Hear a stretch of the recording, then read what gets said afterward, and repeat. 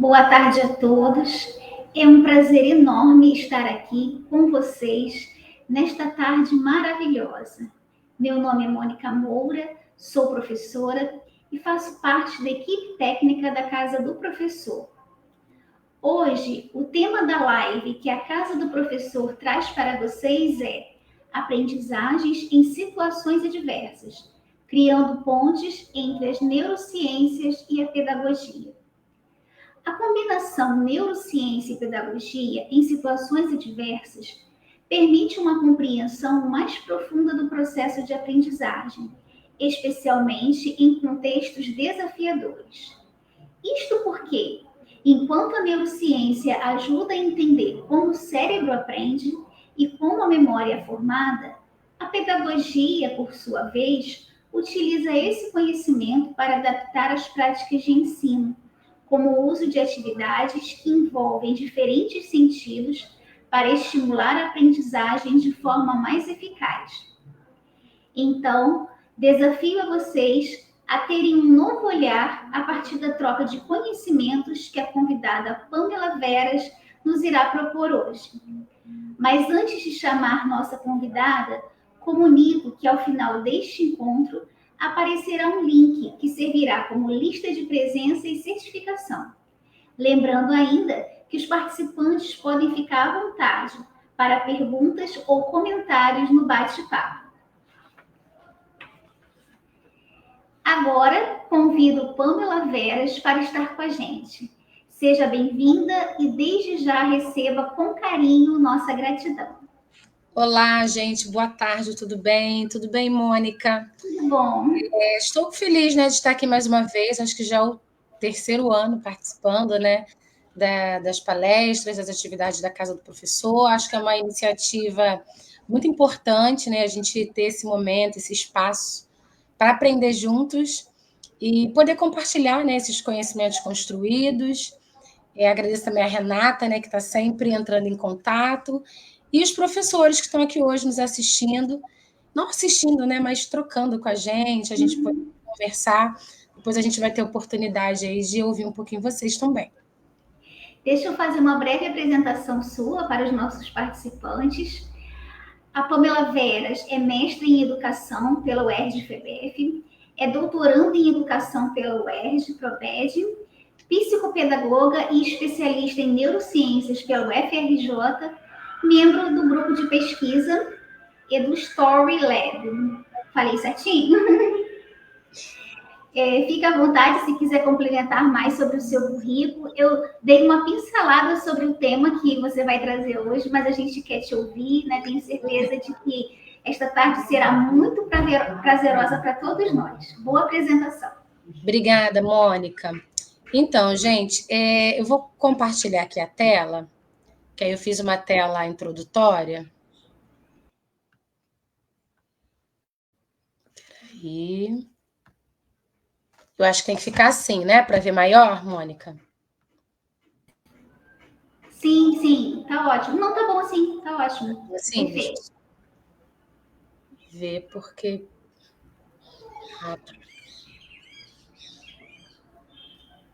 Então, aí eu tenho aqui o título hoje, né, que é Aprendizagem de Situações Adversas, criando pontes entre as neurociências e a pedagogia. Meu nome é Pamela, né? Eu estou já estudando sobre esse tema de situações adversas já tem um tempo.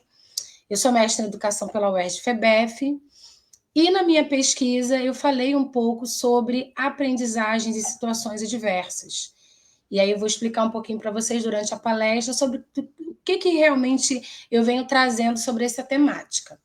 Antes disso, né, a Mônica falou um pouquinho da minha formação, né, do atual grupo de pesquisa que eu estou participando agora.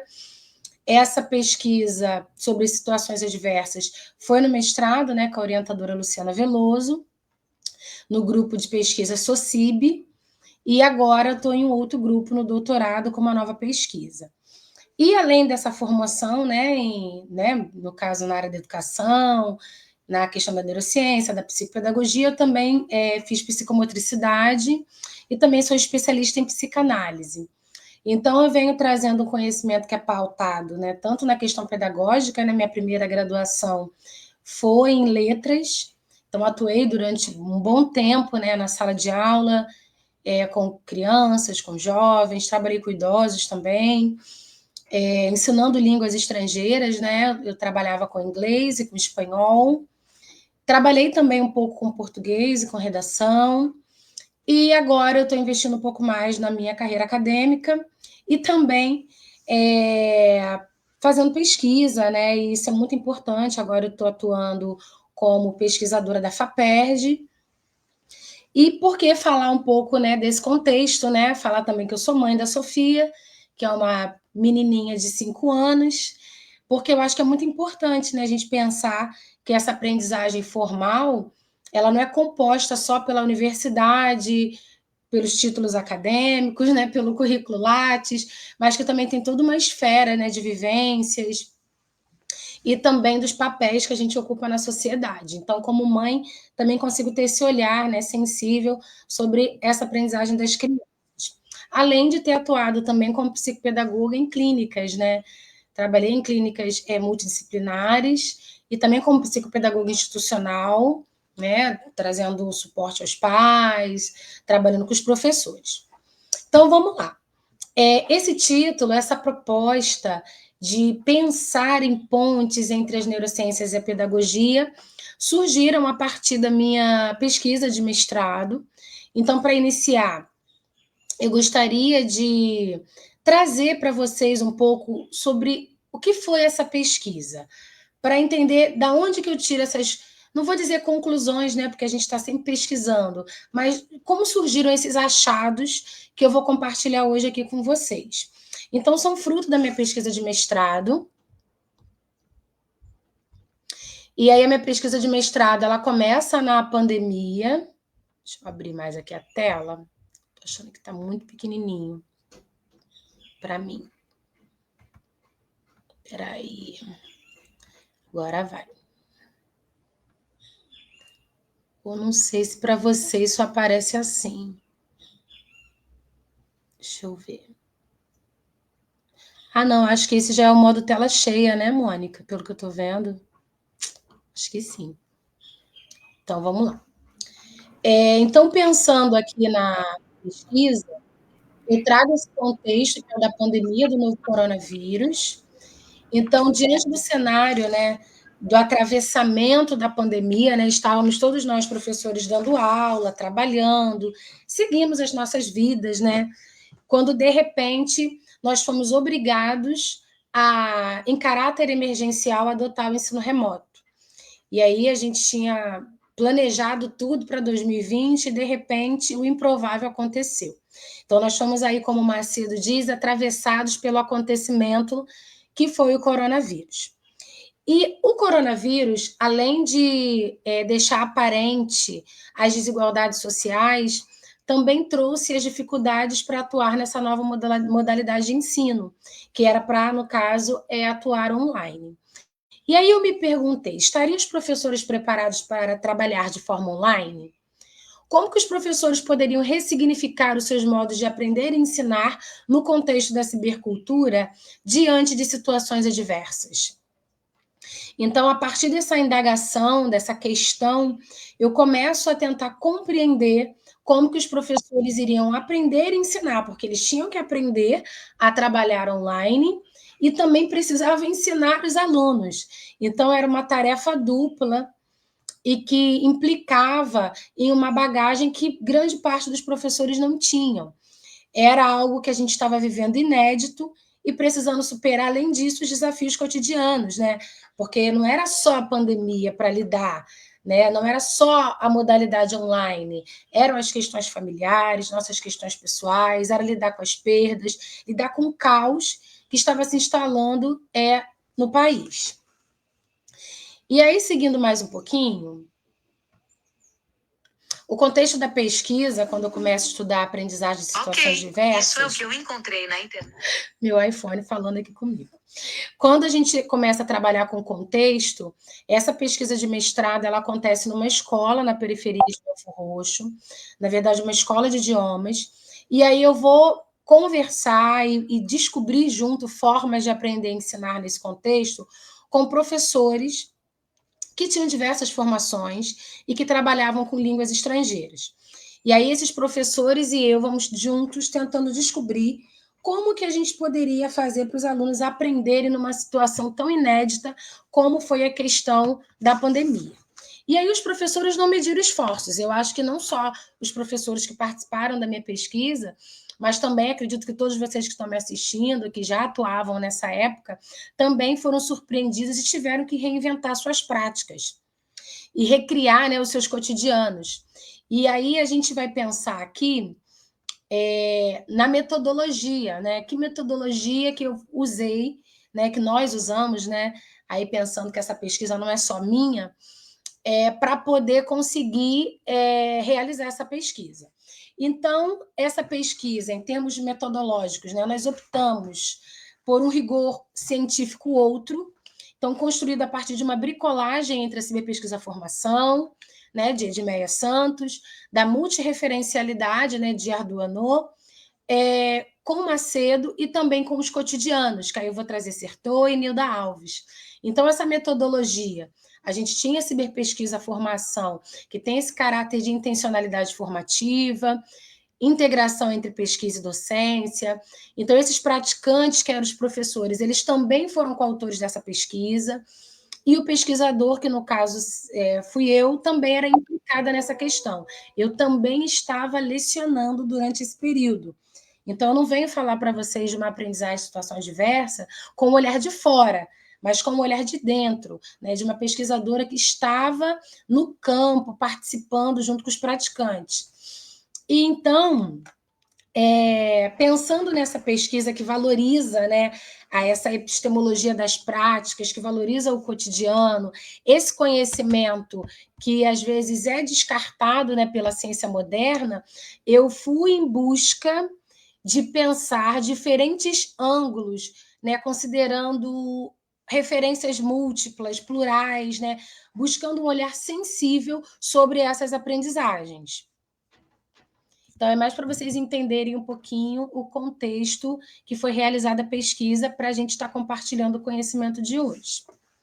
E aí eu acionei o macrodispositivo, que foi Ciberaprendizagens Docentes, que era composto por microdispositivos, que foi podcast, WhatsApp, Padlet, rodas de conversa e diários de pesquisa. Então, durante esse tempo, nós tínhamos oportunidades de conversar sobre essas práticas, claro, depois que houve flexibilização na pandemia. Mas durante a pandemia, a gente se falava via Zoom, né? Então, tinha todo um protocolo de segurança que era respeitado. E aí, ao longo dessa pesquisa, né, eu forjei esse macrodispositivo, que foi aonde a gente teve a possibilidade de emergir, né, as narrativas. O que são as narrativas? São as falas desses praticantes, né, as vivências, as experiências que eles foram trazendo, como que os alunos deles e eles aprenderam diante dessa situação diversa. E aí, depois eu vou estar trazendo para vocês, né, nessas narrativas, a gente vai estar destrinchando um pouco mais, mas entender também a contribuição da neurociência para essa pesquisa. Como que acontecem, né, os processos de adaptação ou os processos de aprender e ensinar em situações adversas. Então, como que a gente aprende diante de uma situação adversa? Então, a gente aprende a partir das sinapses. Então, eu trago uma imagem aqui das sinapses acontecendo. O que são sinapses? São essas correntes neurais elétricas e que, através dela, nós construímos conexões. E essas conexões geram aprendizagem. Então, como vocês podem ver, aqui eu trouxe 2 neurônios, né? Tem o neurônio pré-sináptico e o neurônio pós-sináptico. Então, o encontro desses neurônios, aqui dentro do nosso cérebro, vão gerar as sinapses, que são essas correntes elétricas aqui, ó, que acontecem aqui, ó, durante essas conexões. Então, essas ramificações que vocês estão vendo aí, elas vão se conectar e, a partir do aumento das sinapses, nós temos um aumento maior de aprendizagem. Então, vamos lá, Pamela. E o que essa sinapse, o que a neurociência, o que a gente consegue conectar disso tudo? O quê? pandemia do coronavírus, uma situação adversa, de extrema pressão, né, psicológica, emocional, social, cognitiva. E aí a neurociência vai dizer para a gente que quando o nosso cérebro está exposto a uma situação adversa, como foi o caso da pandemia, que foi o exemplo que eu trouxe na pesquisa, o nosso cérebro, ao invés dele se fechar, né, como a gente pensa, eu não vou conseguir aprender, porque a situação é diversa. Ao contrário, a partir do conceito da neuroplasticidade, a gente entende que esse cérebro tem uma capacidade de aprender mais. Então, é uma capacidade adaptativa do sistema nervoso a novas configurações, devido a mudanças no ambiente, ocasionando novas sinapses, ou seja, correntes elétricas que vão interferir no nosso quê? Comportamento, na nossa ação e gerar aprendizagem. Então, o nosso cérebro ele não é estático, ele não é algo que foi criado e daquele jeito que ele foi criado, ele vai ficar até a gente envelhecer. Ao contrário, o nosso cérebro está em constante transformação e a neuroplasticidade ela começa a acontecer a partir do nosso nascimento, da nossa infância, e vai até a velhice. Claro que é aí como eu trago o Roberto Lente, né, que é o cientista que vai trazer o conceito da neuroplasticidade, inclusive pesquisador na UFRJ, ele vai estar trazendo esse conceito e, inclusive, tem várias literaturas interessantes sobre esse tema, mas ele vai dizer o que para a gente? Que essa mudança do ambiente, ela vai propiciar o aumento de sinapses. Mas, vamos supor, quando a gente pensa assim, então só vou aprender mais numa situação adversa? Não. Você vai aprender mais quando você aprende a estimular o seu cérebro. Por exemplo, quando a gente tem uma criança, eu sempre falo isso, as crianças são exemplos assim incríveis, né? Porque a criança, ela está no pico da neuroplasticidade. O que significa isso? É o momento que o cérebro dela é como uma terra fértil. Então, quanto mais estímulo você traz para a criança, mais ela aprende. Agora, vamos supor que eu tenho uma criança que eu não estimulo. Isso eu não estou falando nem como professor, talvez como pai ou como mãe. Essa criança não é exposta a arte, a esportes, a outras atividades. O que vai acontecer? O cérebro dela vai se desenvolver a partir daquele estímulo que está sendo oferecido a ela. Então, talvez ela tenha uma capacidade de desenvolver muito grande, mas por não ser estimulado esse cérebro, o cérebro dela vai ficar ali, até onde ele foi estimulado. Então, o que a gente precisa pensar? Eu sempre gosto de trazer uma imagem, até que eu não trouxe hoje, que é de um cérebro fazendo ginástica, fazendo uma atividade aeróbica. É para você entender que o nosso cérebro ele precisa de estímulo para ele estar se desenvolvendo. Isso pode ser através da leitura, música, artes, esportes, diálogos, conversas, questionamentos, para que esse cérebro comece a se sentir impulsionado. E aí, uma coisa muito interessante é que a gente pensa, uma situação adversa vai me fazer andar para trás. Uma situação adversa vai fazer com que eu não aprenda. Ao contrário, a situação adversa ela pode ser impulsionadora, isso baseado em pesquisas. Por exemplo, eu lembro muito também da minha história, né? Eu sempre sonhei em fazer um mestrado, né? Já tinha feito 5 especializações e já atuava, e sempre ficava naquela, eu vou esperar uma boa oportunidade e vou encarar o processo seletivo e vou ingressar no mestrado. E aí eu lembro que veio a gravidez da minha filha, em 2019, e eu estava super feliz, né, com esse momento, mas aí 2020, imagina, um puerpério acompanhado de uma pandemia. E ali foi o momento que eu pensei, agora mesmo que eu vou ter que adiar esse sonho, porque é uma situação totalmente complexa, eu estou tendo que aprender a dar aula online com uma bebê pequena e ainda estou tendo que lidar com todo o caos, né, familiar, o medo de perder parentes, pensando em todas essas questões. E aí, para vocês terem ideia, foi durante a pandemia do Covid-19 que surgiu a minha pesquisa de mestrado, que tem como título Ciberneuroaprendizagem Docente, a partir da pandemia do novo coronavírus Covid-19. Resumindo, a partir do contexto da pandemia, quando o meu cérebro estava ali submerso de uma situação adversa, foi quando eu me senti inspirada para me inscrever no processo seletivo. Tanto que metade do meu mestrado eu cursei de forma online e a segunda parte presencial foi quando houve a flexibilização. Então, a gente entender, como professores, que às vezes aquilo que parece um problema, que parece uma situação que não tem como aprender, essa situação pode ser estimuladora e prepulsora de aprendizagens, e que isso é provado cientificamente.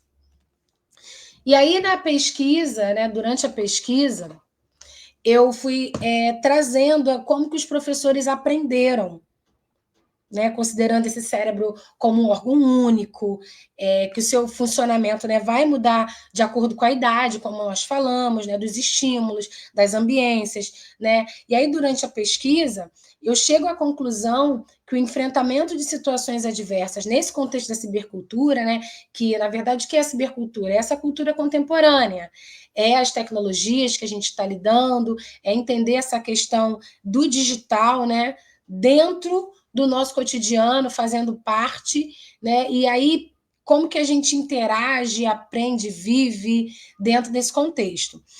Então, na pesquisa, nós descobrimos que aprendemos de diversos modos em situações adversas, a partir de uma aprendizagem integradora.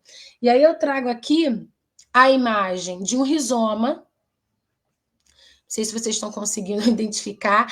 É como se fosse um novelo de lã, né? O rizoma, ele não tem. Opa, deixa eu voltar. Ele não tem uma ponta final. Então, o rizoma, ele é esse entrelaçamento, esse emaranhado, né? Aí parece de raízes, né? Como raízes constantes, interações, em fluxos, sem início, sem meio, sem fim e sem muita definição.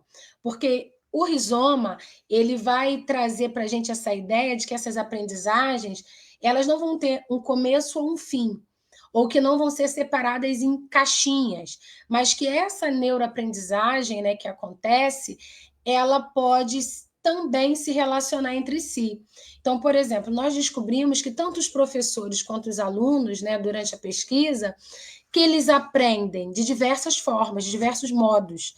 Então, pela pesquisa, pela associação, pela prática, pela interação, pela experiência e pela curiosidade.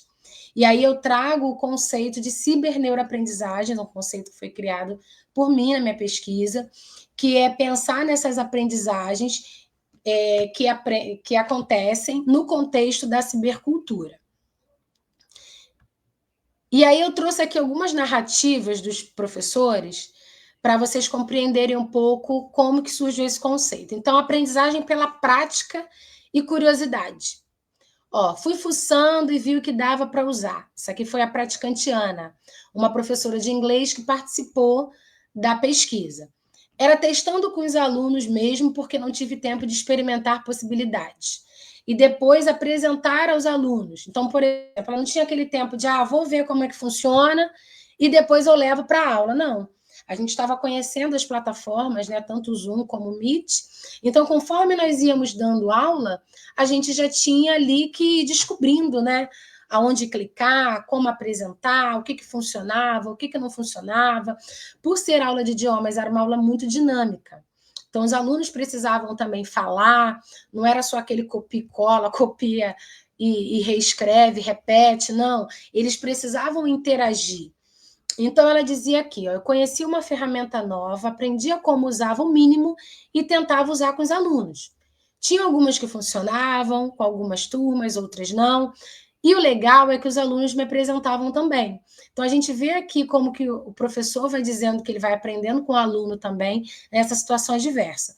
E tinha aqueles que aprendiam pela curiosidade. E aí a praticante Lídia, que já era uma outra professora, ela dizia que eles conseguiam aprender online pelos pela questão assim, ela era preguiçosa para tutorial, mas ela entendia pela lógica. Quando você trabalha uma aula em que os alunos já conhecem os mecanismos, então ela fazia uma aula onde o aluno conseguia fazer associações. E se a gente for pensar, gente, na aula que não é online, mas nas situações das escolas hoje, a gente também passa muito por isso. Tem aluno que vai aprender mais pela prática, que é testando, que é lidando, que é a gente pensar em projetos que eles possam tocar, projetos mais concretos, com materiais concretos. E tem alunos que vão muito pela associação. Ele entende algo que ele aprendeu anteriormente, aquele cérebro já tem aquilo registrado, e aí ele cria novas associações e vai construindo novas aprendizagens. Então, cada um vai ter uma lógica aí de aprendizagem. Aí eu trouxe mais 2 praticantes, né? O praticante Davi, que ele vai dizer que ele aprendia pela prática. Então, para ele tinha que abrir o site e ir usando. E hoje também na nossa sala de aula, a gente tem aluno que a gente pode teorizar, a gente pode falar, usar vários conceitos para trazer uma explicação, e às vezes uma simples atividade prática já elucida todo o conhecimento. E a praticante Beatriz, ela já vai dizer que a aprendizagem dela era pela interação. Como que funcionava isso? Ela perguntava aos colegas como professora, gente, como é que vocês estão trabalhando? Como que vocês estão conseguindo trabalhar com o aluno de vocês? E aí o professor que compartilhava com ela tirava as dúvidas, assim ela ia conseguindo ensinar. E ela trabalhava muito a interação e a interatividade durante as aulas dela. Então, a gente consegue entender que a aprendizagem ela pode acontecer pela prática, ela pode acontecer pela interação. Então, tem alunos que precisam interagir com o colega, ele não consegue sozinho construir toda a sua aprendizagem, e que vai ter alguns alunos que vão precisar, como a gente falou anteriormente, aprender pela prática. Que só teorizar, só interagir com o colega não funciona. E tem aqueles que precisam de um caminho de associação, né? Que é curioso, né? Porque, na verdade, o cérebro da gente ele é curioso. O cérebro ele se sente muito estimulado ao que é novo. Por quê? Porque ele precisa criar novas rotas neuronais. Que rotas são essas, Pamela? São os novos caminhos que as novas sinapses que a gente falou lá no início fazem. Então, se a gente trabalha com uma aula monótona, sempre com a mesma lógica, pode ser um pouco complicado. Claro que um pouco de rotina, que a rotina ela também é importante, né? Inclusive para crianças atípicas, que vão ter um cérebro, né, que funciona de uma maneira distinta. Então, por exemplo, é importante a gente ter uma lógica, né, de uma rotina, para a criança também se sentir segura, mas a gente também precisa rechear o nosso cotidiano escolar de atividades que possam trabalhar a aprendizagem pela prática, pela curiosidade, pela associação e também pela interação. E aí eu trouxe aqui também essa aprendizagem pela associação e pela experiência, né? Como assim pela experiência? A aprendizagem pela experiência, inclusive na pesquisa, foi a forma que eu aprendo, né? A aprendizagem que eu descobri, como que eu construo os meus conhecimentos. Então, a pesquisa também trouxe um processo de autoconhecimento muito grande. E essa aprendizagem pela experiência, como que ela se dá? Na vivência cotidiana, né? Então, eu sempre pensava que eu precisava conversar com os professores, pensar novas formas de atuar no digital em rede, mas eu precisava da vivência. Eu não conseguia aprender apenas ouvindo um colega. Olha, minha aula, eu trabalhei assim, eu trouxe esse aplicativo, os alunos, eu fiz essa atividade, só isso para mim não bastava. Eu sou uma pessoa que aprendo muito pela experiência, pelo sentir, sabe, dessa atividade, dessa questão cotidiana. Então, existem crianças, existem alunos que precisam da experiência. E a gente, como professor, gente, a gente precisa pensar nessa sala de aula que ela vai trabalhar associação, que vai trabalhar prática, interação e que vai promover experiência. E aí a gente está super falando de experiência que tem tudo a ver com memória, né? Como que a gente consolida essa memória? Porque nós temos, a gente não tem só um tipo de memória, né?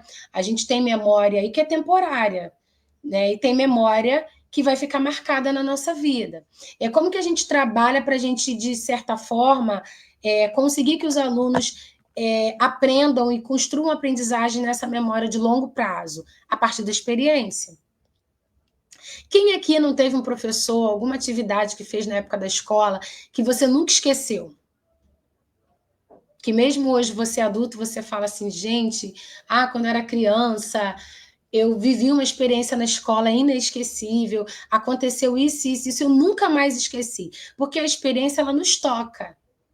E aquilo que nos toca, ó, fica dentro da nossa memória.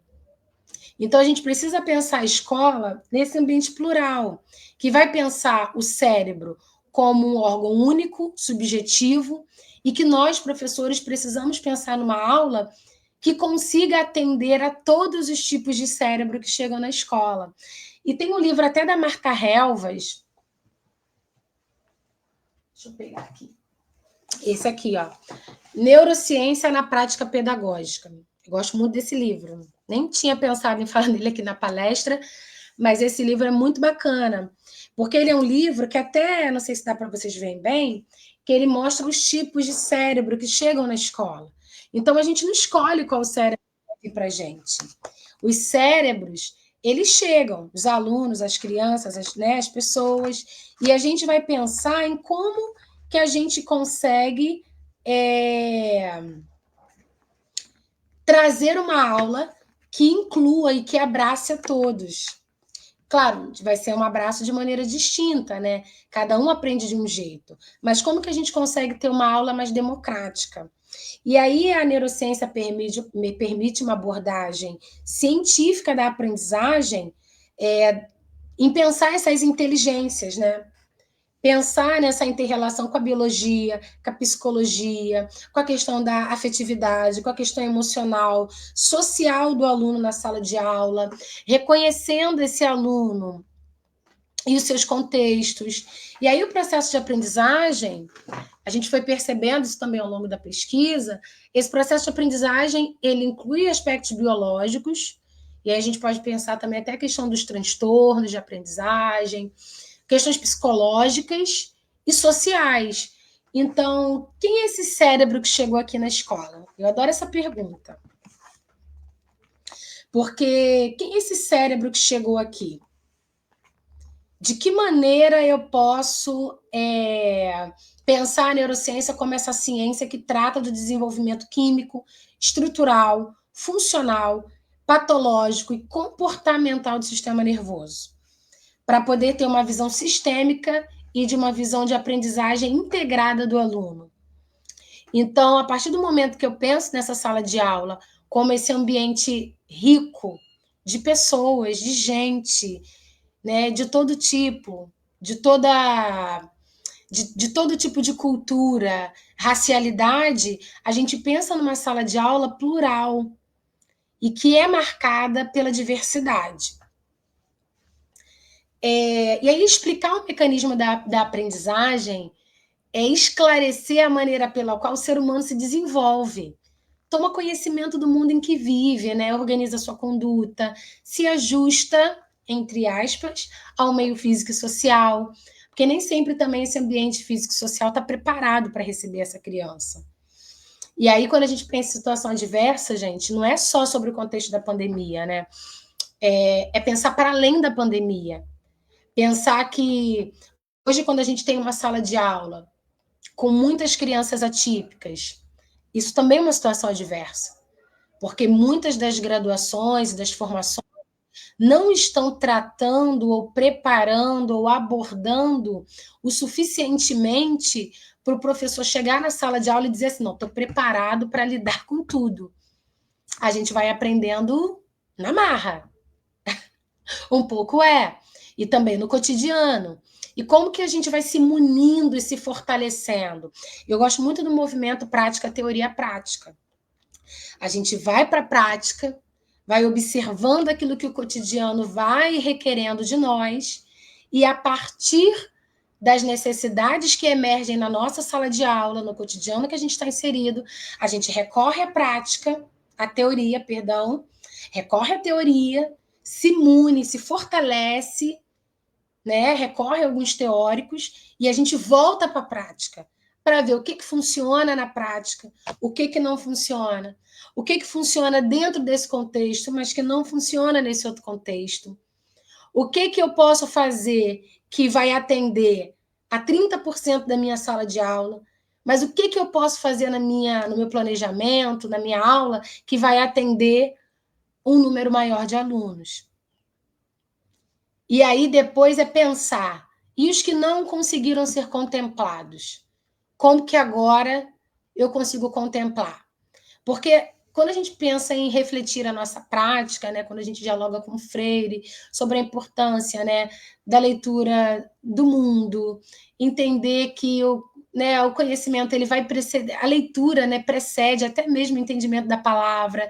Quando a gente entende que a aprendizagem, gente, ela não está encarcerada em ambientes formais. Eu sempre gosto muito de falar nas palestras também sobre a importância de pensar a família nesse contexto de aprendizagem.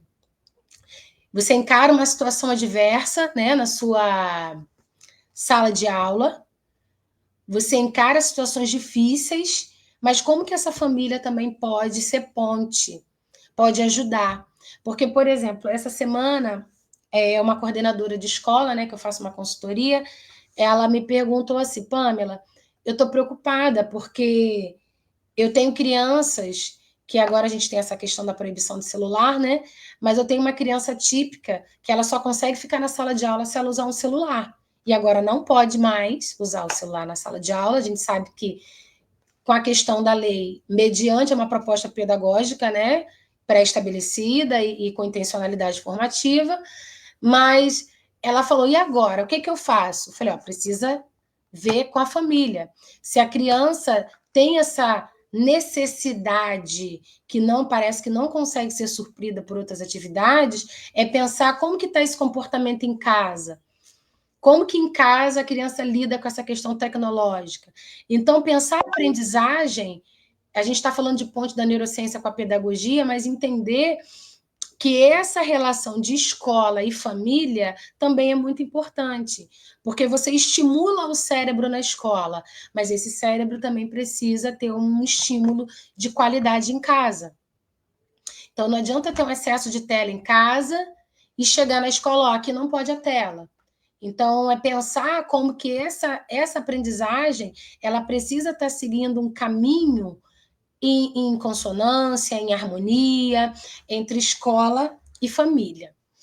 E quando a gente pensa em aprendizagem, essa imagem é uma imagem autoral, né, que eu trago na minha dissertação, é que o processo de aprendizagem ele não acontece de uma maneira de repente, sabe? Como mágica. Eu fui lá, eu dei minha aula, o aluno aprendeu, tá tudo certo. Minha tarefa foi feita. Não, não é bem assim. Essa aprendizagem ela é processual. Então, a gente entende que a experiência ela vai promover primeiro desequilíbrio. O que é desequilíbrio? Sabe aquelas bagagens e as vivências que os alunos trazem com eles? Sabe as vivências que a gente não pode descartar? Porque a gente não entende a criança como uma folha em branco. A gente entende que ele já chega na escola trazendo aprendizagens. Então, a partir daquele momento, ele vai ter um desequilíbrio do novo chegando com aquilo que ele já tem. E aí Piaget vai trazendo para a gente como que acontece os processos de aprendizagem. E aí esse processo de desequilíbrio ele também gera desaprendizagem. Por quê? Para construir novas aprendizagens, muitas das vezes a gente precisa desconstruir saberes que já estão até consolidados. E aí o cérebro vai adaptando, e aí Piaget traz para a gente aquele processo de equilibração, adaptação, assimilação, acomodação, e aí ele vai adaptando, assimilando, acomodando, por fim equilibrando, para então chegarmos à memória, que é a consolidação dessas aprendizagens. Então, quando a gente pensa em aprendizagem, a gente precisa pensar em construção de estruturas cognitivas. A gente não está pensando só em algo que foi dado ou apresentado, já foi consolidado. Então, quando a gente pensa em associação, eu sempre falo, né? As aprendizagens que a criança já teve, por exemplo, ela está no 2º ano, aquilo que ela construiu lá no maternal, lá no lá no 1º ano, tudo que ela vai construindo é como se ela fosse ali construindo essas estruturas cognitivas. Então, não é sobre, está no quarto ano hoje comigo, ele vai aprender o que é do quarto ano, mas ele traz aquelas aprendizagens anteriores. E aí essa cognição, ela tem toda uma estrutura afetiva, emocional, social, cultural. Então, esse recorte é muito importante. E a contextualização das nossas aulas. Por exemplo, pensando no cérebro. Pamela, eu vou trabalhar essa aula aqui. Preparei, o plano está pronto. Agora a gente sabe que tem muita gente fazendo plano de aula no chat GPT, né? A IA está aí para nos ajudar, mas a máquina, por si só, ela não vai ter esse olhar afetivo, emocional, social e cultural. Então, sempre pensar no contexto que meu aluno está inserido, no contexto social, pensar sempre nesse aluno como alguém, né, que tem as suas subjetividades. E aí, esse plano de aula, para realmente esse cérebro se conectar com esse novo conhecimento, lembra daquele processo que eu falei de Piaget, que é esse processo de desconstrução, de desequilíbrio, de desaprendizagem, até chegar ao equilíbrio e à consolidação da memória, eu preciso pensar num plano de aula que vai ser baseado em várias outras questões. Porque as aulas significativas, que são aquelas aulas que realmente fazem sentido para os alunos, que eles conseguem ver um motivo de estar aprendendo aquilo, ou uma aplicabilidade no seu cotidiano, dependem inteiramente de um plano de aula, de um planejamento que se conecte com a realidade desses alunos. E o cérebro, gente, ele é altamente curioso, ele gosta de ser instigado, o novo, ele traz essa sensação de desafio. E quando a gente pensa nas questões químicas, né, eu falo muito da dopamina. E a dopamina, que vai ser esse estímulo que o cérebro vai receber, né, esse hormônio, né, do estímulo, para isso acontecer, eu preciso estar com um conteúdo que faça sentido para mim. Né? Na verdade, a dopamina ela é um neurotransmissor, né? Responsável para levar informações do cérebro para várias partes do corpo. Né? A dopamina ela vai ter um sentido assim, estimulante, mas para o meu cérebro do meu aluno se sentir estimulado, essa aula precisa se conectar com o meu aluno, com a realidade que ele vive. Porque se eu trago uma aula que não tem nada a ver com a faixa etária, com o local que ele vive, com as vivências, com as bagagens, com aqueles pré-conhecimentos que ele já tem, ele não vai conseguir se conectar. Então, para ter essa atenção, vai ser muito difícil. E aí, a gente ainda pensando na neuroplasticidade, que eu falei com vocês lá no início, que foi como a pesquisa, né, entendeu que por termos um cérebro neuroplástico, ele é um cérebro que ele aprende diante de situações adversas, né, diante de situações difíceis e desafiadoras, eu preciso preparar o meu aluno para ele aprender em várias situações da vida, não só quando o mar tá, sabe, quando o mar tá para peixe, né? Ou quando tudo está funcionando bem, ou quando ele está na melhor escola do município, ou quando ele tem uma situação financeira favorável, né? É preparar esse aluno para ele aprender para além da escola. É para preparar esse aluno para aprender para a vida, para os desafios que vão vir, não só relacionados à avaliação, à prova, a uma estrutura de aprendizagem formal. E aí, a neuroplasticidade ela vai dizer que esse estímulo ele precisa acontecer. Então, a criança precisa brincar, a criança precisa se sentir desafiada. Tanto que quando a gente traz uma atividade para a escola repetida, a criança fala, tia, isso eu já sei. Porque a criança está muito pronta para o novo, né? Para aquilo que é novidade. E também para reforçar aquilo que já foi apresentado, aquilo que já foi trazido. E aí a plasticidade cerebral é mais comum em crianças, né? E aí eu falei para vocês que também ocorre nos adultos, Por isso a importância dos conteúdos cuja cognição seja bem estimulada, tanto para a repaginação do movimento cerebral, de aprender, quanto para a recuperação de alunos aparentemente desestimulados. Então, a gente precisa pensar em estimular a sinapse, corrente elétrica, lembra? Eu trouxe até aqui a imagem de um neurônio. Então, a gente precisa pensar em atividades estimulativas. E quando eu falo de aprendizagem de situação diversa, gente, eu trouxe o contexto da pandemia, mas a dificuldade de aprendizagem também pode ser uma situação adversa. Né? Quando você tem um aluno que você não sabe como ele aprende, né? Quais são as habilidades desse aluno, por que ele não aprende, se ele aprende, como que ele aprende. E o aluno que tem transtorno, né? Que a gente também tem uma dificuldade, é uma diferença entre dificuldade e transtorno, né?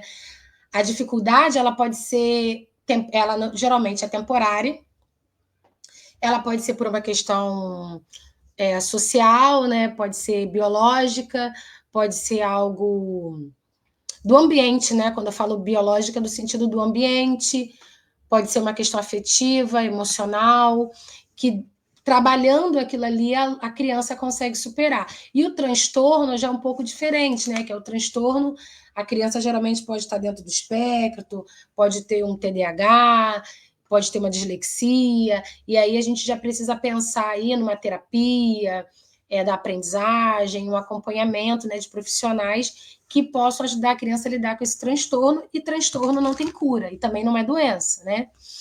Então, é legal a gente também entender essa diferença, né? Agora, quando eu penso aprendizagem de situação diversa, gente, também pode ser, sabe o quê? Falta de recursos tecnológicos. Quando a gente estava na pandemia, a dificuldade não era só o professor conseguir dar uma aula online, mas também era a dificuldade com os alunos que não tinham internet, o aluno que não tinha aparelho tecnológico. Hoje, tem escolas que os professores até querem preparar uma atividade utilizando aparelhos tecnológicos, mas às vezes não tem Wi-Fi. Eu mesma fiz um período de estágio, né, numa instituição e que a escola estava enfrentando dificuldades por não ter, por exemplo, um retroprojetor, não ter uma sala para levar um filme para as crianças, não ter um espaço para as crianças fazerem atividades físicas. Então, a aprendizagem de situação adversa, ela não precisa se deparar apenas com essa questão pandêmica, mas ela pode aí ser qualquer situação adversa. A neuroplasticidade, ela pode potencializar a aprendizagem das crianças, dos adultos, né, dos jovens, a partir de estímulos. Então, quando o nosso cérebro se sente aí atravessado, né, encurralado diante de uma situação, não é o fim. Agora, como que a gente pensa em novos caminhos, novas formas, para que essas aprendizagens ocorram? Como que a gente consegue pensar em caminhos outros para essas práticas pedagógicas, para que esse cérebro possa ser estimulado, possa ser melhor desenvolvido? E aí a estimulação cognitiva, a gente pensa, né, como estimular o cérebro? Essa aprendizagem, gente, estimulativa, né, ela pode acontecer por estímulos externos e internos.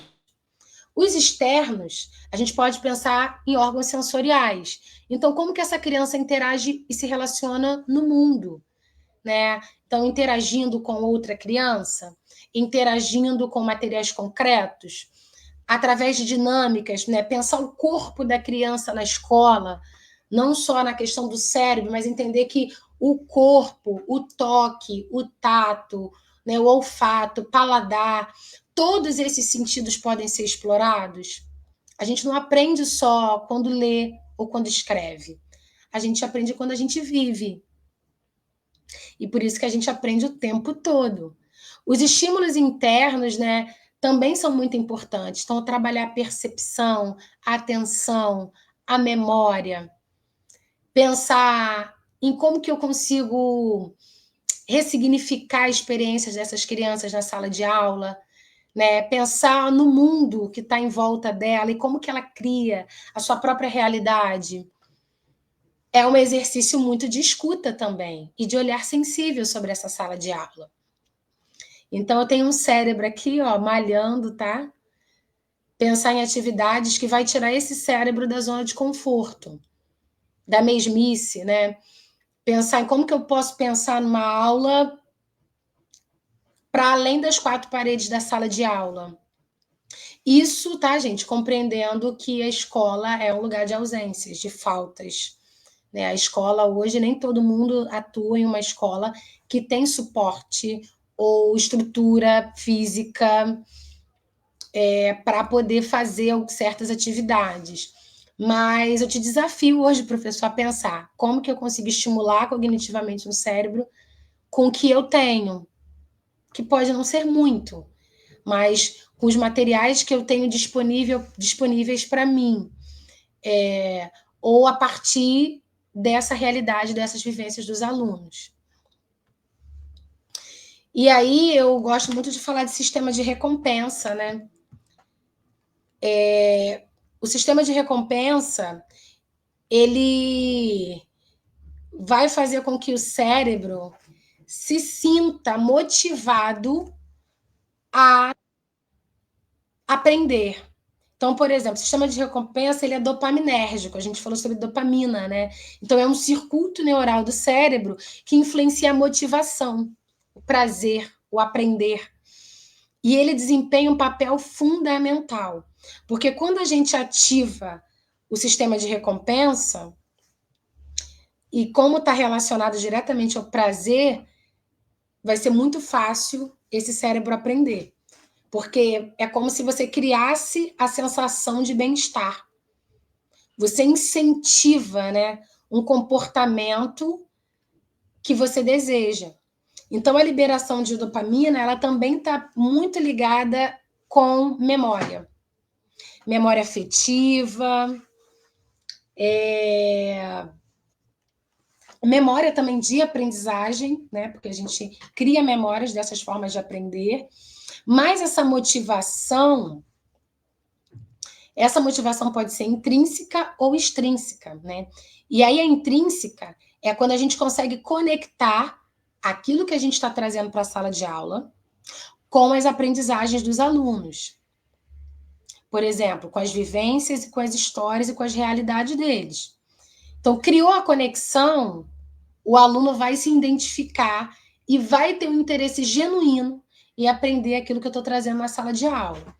Agora, a experiência extrínseca, ela vai ser aquela que a gente pode tentar estimular nessa sala de aula a partir das experiências ambientais, né, sensoriais.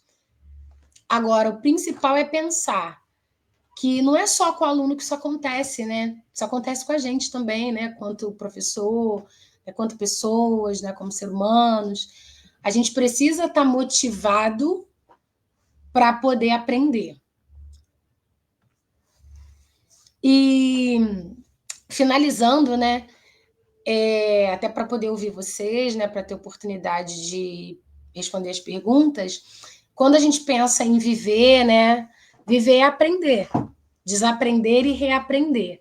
E o nosso cérebro, ele precisa de estímulos para aprender. E a partir desse processo de aprendizagem que a gente falou, né, que ele não se dá de uma maneira objetiva, né, ele é processual, ele não vai acontecer, eu ensinei, ele aprendeu. Não, não necessariamente. Então, a gente apresenta os conteúdos, os alunos se conectam com isso que é apresentado, e a partir daí eles começam um processo de desconstrução, de desaprendizagem, de reaprendizagem, até eles equilibrarem as suas aprendizagens próprias. E aí eu entendo esse caminho da aprendizagem como uma estrada, né?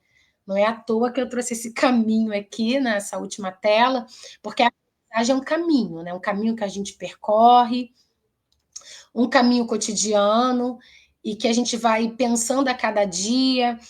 E aí você deve estar se questionando, né, Pamela? Eu já estou pensando em várias ideias para estimular os meus alunos. Mas se não der certo alguma coisa? Não tem problema. Você desaprende alguma coisa, reaprende, reajusta, né? Ajusta as velas de novo e vamos embora, né? Vamos navegar. porque é muito importante a gente pensar que não existe uma receita de bolo pronta, né? E nem vim aqui também para dizer uma fórmula mágica, né, que vai resolver todos os problemas. Mas importante demais esse espaço que a gente está tendo aqui hoje, de parar para pensar, para refletir, para trocar, para aprender junto. E eu só posso desejar que a sala de aula de vocês seja um campo minado de sinapses, né? De correntes elétricas, de aprendizagens, e que vocês venham florescer muito na caminhada de vocês. E é isso, né? A aprendizagem em situação adversa, né? Entendendo essa aprendizagem não só como contexto da pandemia, mas para além dela, entendendo que essa situação adversa pode ser tanto alunos com transtornos, né? Pode ser a situação da inclusão, que talvez pode estar sendo difícil para você como professor, pode ser questões estruturais na sua escola, de recursos, falta de recursos, né? De lacunas, ou até mesmo a necessidade da formação continuada, de aprender um pouco mais, de aprimorar, né, as práticas. Então, qualquer situação adversa, o cérebro tem capacidade de aprender, desde que bem estimulado. É isso, gente.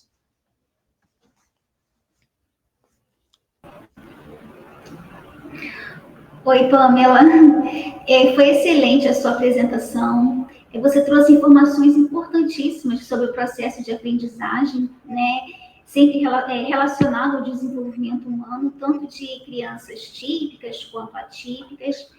E você nos faz ter um novo olhar, né? Porque a gente sabe que a aprendizagem realmente, né, é um aspecto de desenvolvimento muito complexo, mas realmente como ela se dá? Então, se a gente consegue ter acesso a esse tipo de conhecimento, isso nos ajudará, né, na própria sala de aula. Porque a gente tem a nossa experiência prática, né? Geralmente o professor já identifica, eu acho que aquele aluno ali, ele precisa de um suporte maior, ele precisa de uma ajuda, né?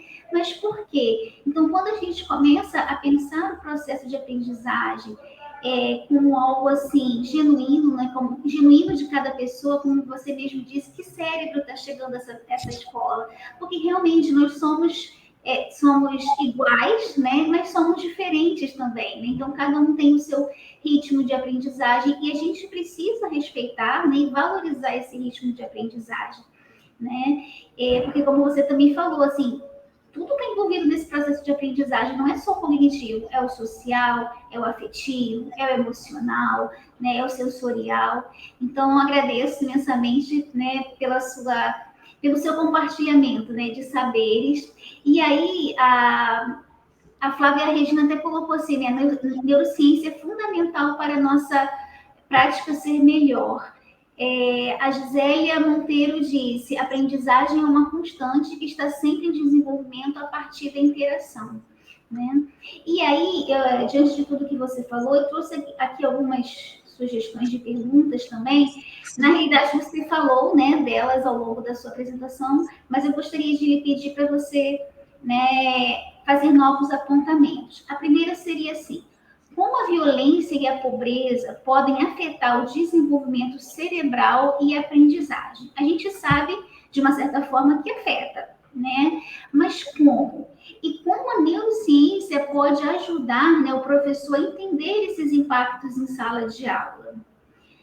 A segunda pergunta seria assim: qual a importância da neurociência para a formação e a qualificação de professores? Você bem disse, é necessário que o professor esteja em formação contínua, você destacou a importância da pesquisa, né? Então, qual a importância da neurociência para essa formação, né? Como que ela pode, se o professor conseguir se formar, né, sobre o que é neurociência, isso vai impactar também positivamente na sala de aula? De que forma? E a terceira e última: como a família e a comunidade podem contribuir para a aprendizagem dos alunos em situações adversas? Vamos lá. Foram muitas, né? Vou falar um pouquinho sobre a importância da neurociência para os professores, né? Uhum. Gente, eu, quando busquei a neurociência, foi a parte da prática, né? Eu já trabalhava há mais de 12 anos em sala de aula e via que, na verdade, sempre existiu, né? Mas sempre quando havia evasão, né? Ou alunos que não conseguiam ser aprovados, né, diante da dinâmica, né, da instituição, e eu ficava assim pensando, por quê, né? Por que que alguns conseguem dentro daquele tempo que é estabelecido e outros não? Por que que outros precisam de mais tempo? Por que que alguns alunos não acompanham o ritmo que a gente está seguindo? O que está acontecendo? Então, eu comecei a indagar muito a minha prática. E nesse momento eu já tinha feito psicopedagogia, que foi uma formação fundamental também.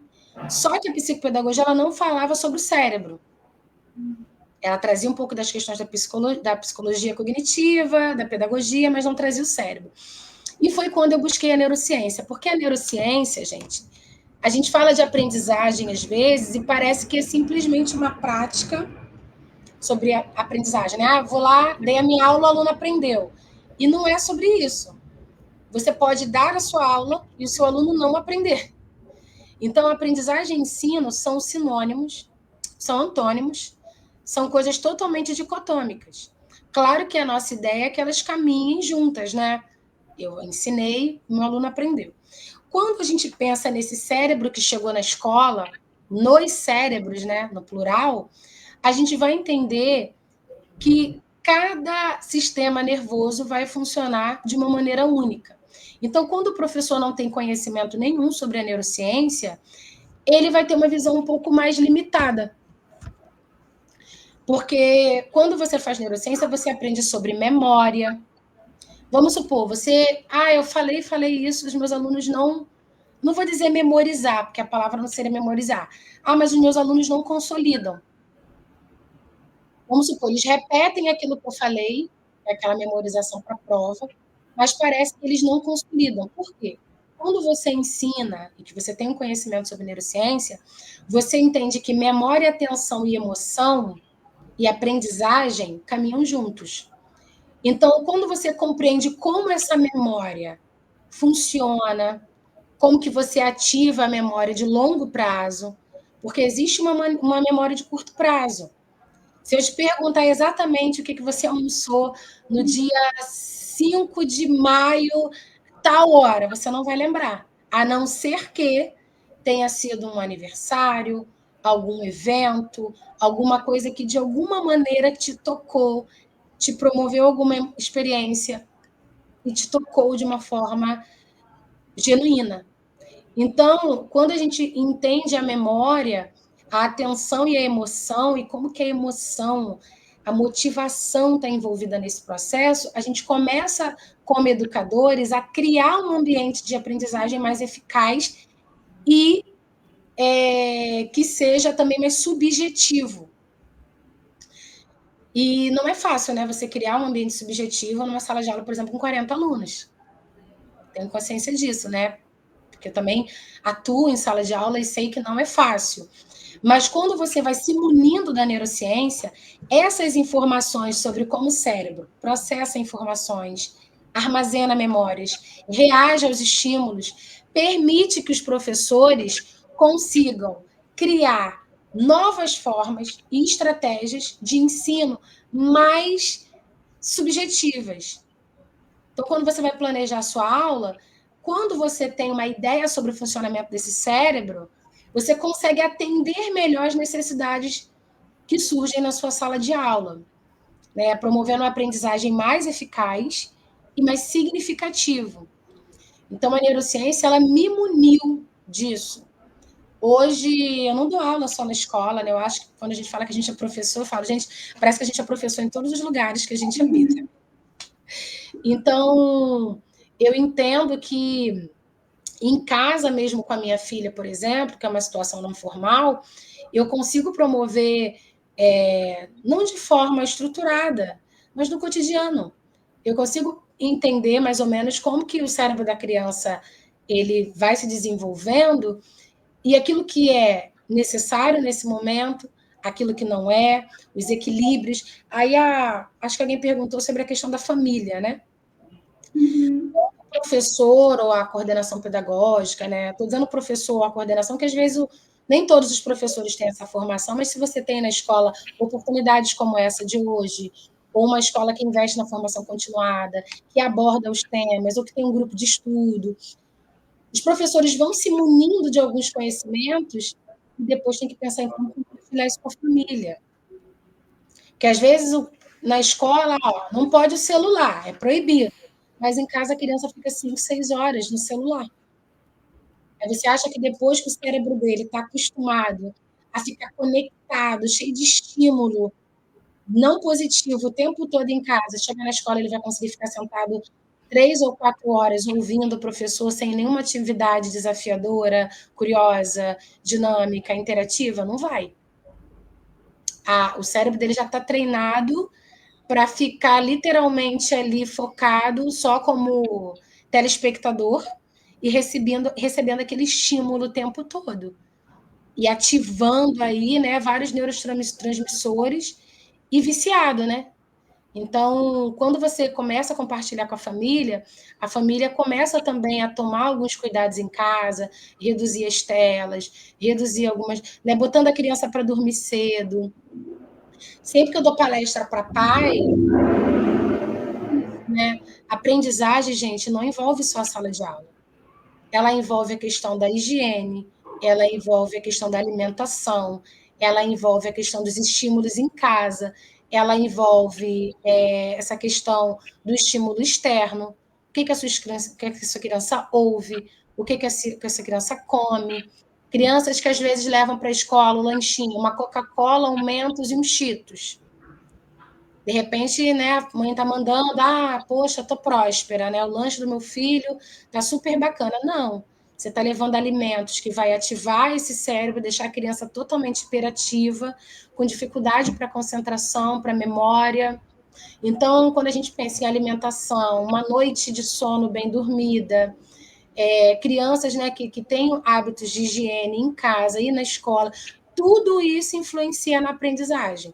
Então, quando a gente pensa da família, eu acho que seria munir um pouco as famílias também de conhecimento. Porque às vezes a gente fala, é tão óbvio que não pode isso, para a gente, né, que é da área da educação. Mas às vezes a família não sabe, né? Ou nunca ouviu falar sobre, ou está apenas repetindo comportamentos, né? Então, acho que o caminho é esse, né? A conversa, o diálogo, a escuta. Acho que talvez, eu não sei se eu respondi duas, não sei se falta alguma. A primeira era a questão da violência e da pobreza, mas de uma certa forma você já colocou, né, que a aprendizagem ela envolve vários fatores, né? Então, uma boa alimentação, uma boa noite de sono, né? Um ambiente afetivo e organizado, né? Familiar. Por exemplo, né, a criança vai fazer tarefa. Um grande problema que a gente teve na pandemia eram crianças que, por exemplo, iam fazer. A mãe falou assim: tá fazendo o dever, tá lá no computador fazendo o dever. Chega lá, a criança tá com a televisão ligada, fazendo a tarefa e com o WhatsApp aberto. Essa criança não vai ter uma boa consolidação da aprendizagem. Porque ela está com a atenção dividida. Ou, por exemplo, a criança está fazendo o dever, mas está com fome. O cérebro dela não vai focar totalmente nessa aprendizagem, porque ela está com fome. Quem é que vai pensar em estudar com a barriguinha lá roncando de fome? Então, o nosso corpo, a aprendizagem, ela tem que ser pensada em várias instâncias. Porém, nem tudo é uma receita de bolo. Existem crianças também que vivem situações adversas, de desigualdade social, crianças de raízes periféricas, e que vão também, devido àquele ambiente adverso, que também vão desenvolver outras inteligências. Também preciso deixar isso aqui registrado. Por exemplo, vou falar o meu caso pessoal, né? Eu sou mestre de educação, eu sou professora, estou fazendo um doutorado, que bacana. Porém, eu até conversava antes, né, aqui com a Mônica, né, com a Renata, que eu sou uma mulher negra, que cresci, né, numa comunidade periférica, em Duque de Caxias.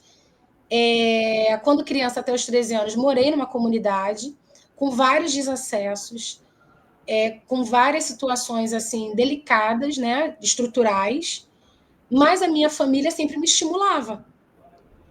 com o pouco que tinha. Então, isso também eu não gosto de pegar isso. Ah, não, então aquele ali é pobrinho, mora lá na comunidade, na favela, e é por isso que para ele é isso aí mesmo. Não podemos pensar assim. Porque mesmo a criança não aprende só formalmente, ela também aprende no cotidiano.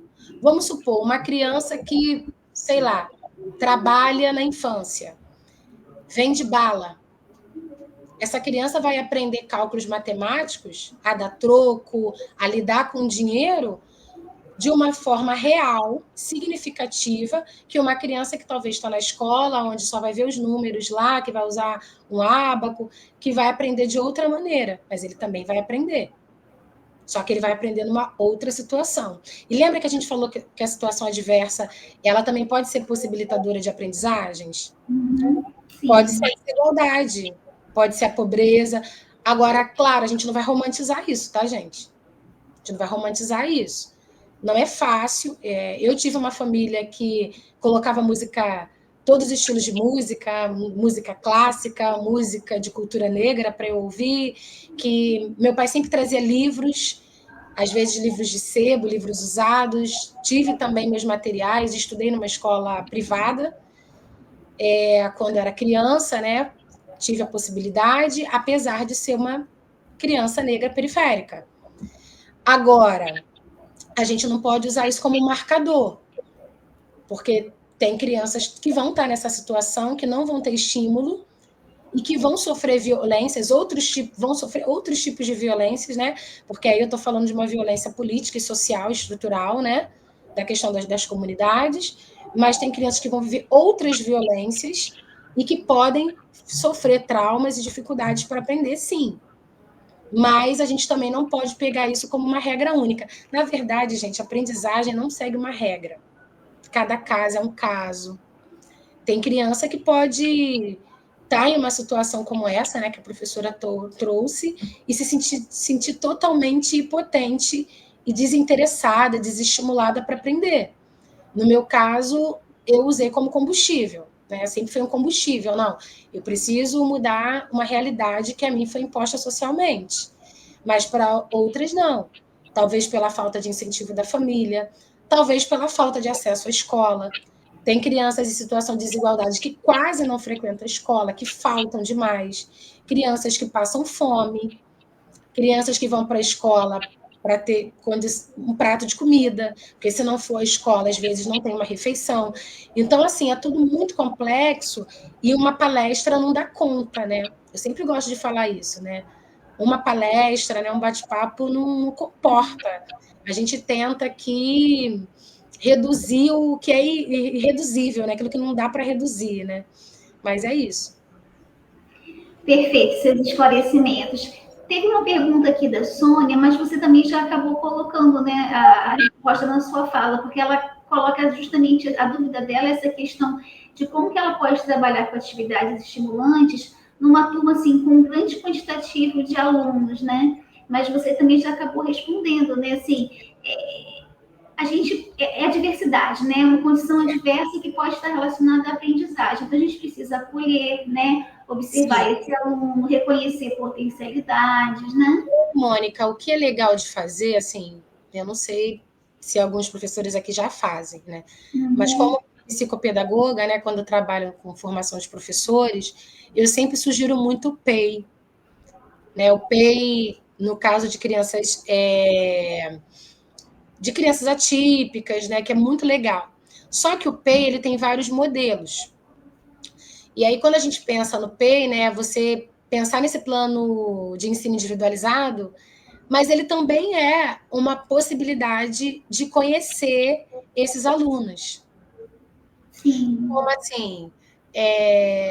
Na questão da criança típica, a gente vai pensar na crise, se ela faz acompanhamento, como que ela reage em certas situações, como que a gente pode lidar e tal.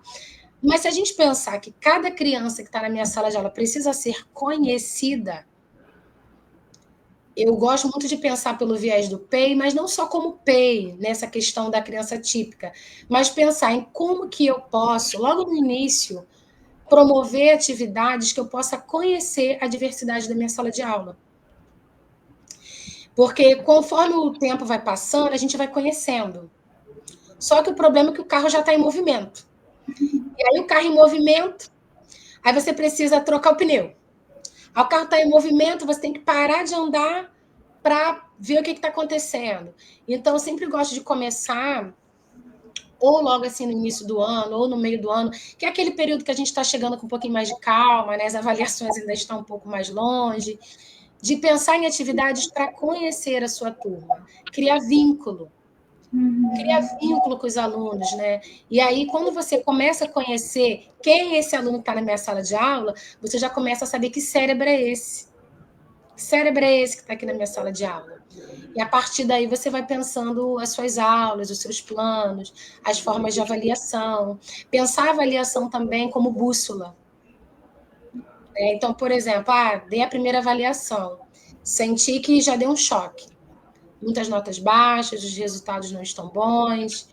E, né, na verdade, o que essas crianças conseguiram absorver, do que eu realmente levei, o que conseguiu atingir, né, o objetivo, ou qual outro objetivo foi atingido que talvez não estava dentro do meu escopo, mas que é importante. Então, eu, Pamela, acho isso muito importante.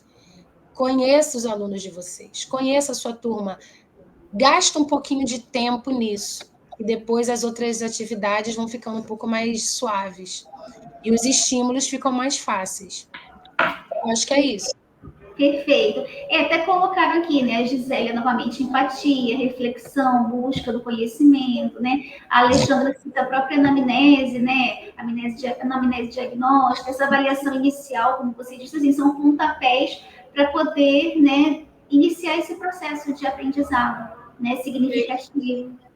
Isso, a anamnese também é muito bacana, né, também de fazer, porque o que acontece? A gente já tem um plano estabelecido, né? O currículo já está pronto, já está posto. Mas às vezes o que está posto não atende aquele grupo, né, que está com você naquele momento. Ou aqueles cérebros que estão ali não estão preparados para receber do jeito que eu gostaria, ou que eu pensei em um primeiro momento. Então, acho que está tudo bem, gente, repensar, refazer a rota, aprender, reaprender, desaprender e pensar nesse irredutível como oportunidade, né? Pensar que tudo que vem como adversidade, que possa parecer que olha, agora é esperar o final do ano, que do jeito que está aqui não melhora. Pensa assim, não, gente. Pensa que essa adversidade é a terra fértil para essa neuroplasticidade acontecer, né? Uhum. Bom, Pamela, a gente já vai se encaminhando para o final. Agradeço você novamente, né, por estar aqui conosco. Você já é nossa parceira, né, parceira da Casa do Professor. Desejo para você muito sucesso profissional, né, na sua vida acadêmica, que você possa continuar, né, distribuindo saberes por aí, porque é isso, a gente precisa compartilhar, né, o conhecimento.